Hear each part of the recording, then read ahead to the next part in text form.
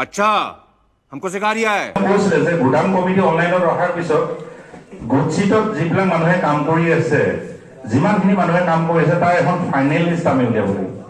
এই ফাইনেল লিষ্টখন ওলোৱা এটাই উদ্দেশ্য আছে, যিখিনি ব্যক্তিয়ে ইয়াত কাম কৰি আছে তেওঁলোকে যাতে সঠিক সময়ত তেওঁলোকৰ কামখিনি আমি কৰিব পাৰোঁ। আৰু সম্পূৰ্ণ দায়িত্ব থাকিব গুদাম কমিটিৰ প্ৰেচিডেণ্ট ছেক্ৰেটাৰী।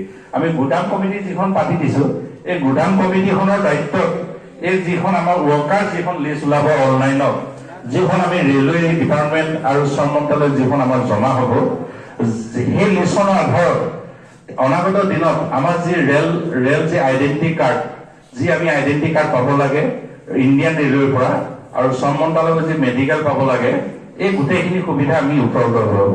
আৰু এই উপলব্ধ কৰিব যাওঁতে আমি খুব ন্যায়িকৈ আপোনালোকৰ যি ডাটা আমাৰ কমিটি আমাৰ হাতত অৰ্পণ কৰিব, সেই কমিটি ডাটাখিনি আমি ৰাষ্ট্ৰীয় প্ৰভাৰীলৈ আমি আগবঢ়াই দিম।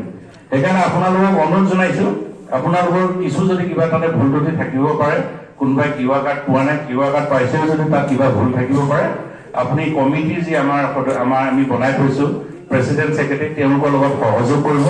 সহযোগ কৰি যি ফাইনেল লিষ্ট কমিটিয়ে আমাৰ জোনেল কমিটি আৰু ষ্টেট কমিটিৰ হাতত জমা কৰিব।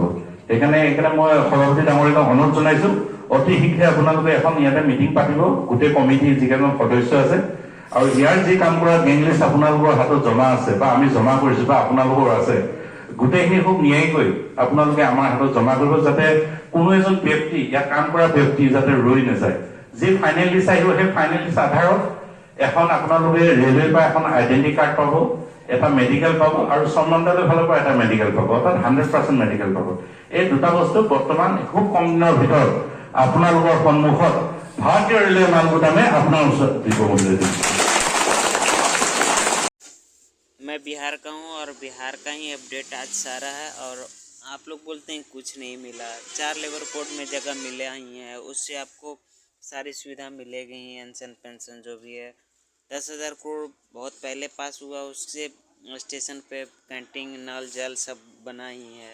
15 रुपये फिक्स बोरी, 15 रुपये के हिसाब से फिक्स रेट हो ही गया, तो और क्या आप लोग को नहीं मिला है। और आगे वीडियो भी देख लीजिए आप लोग।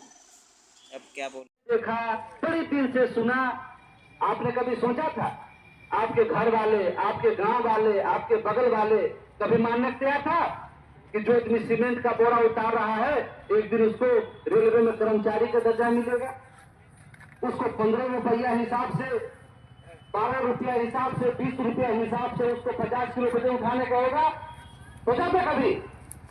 उसको सत्यापित किया है ना, उसको करके धरातल से, उसको भारत सरकार के मंत्रिमंडल से, भारत के सबसे बड़ा जो महापंचायत सदन से लाकर लाने का काम हम लोगों ने किया आपके लिए, कि आपका बच्चा वो भी नहीं देखे जो आपने देखा है।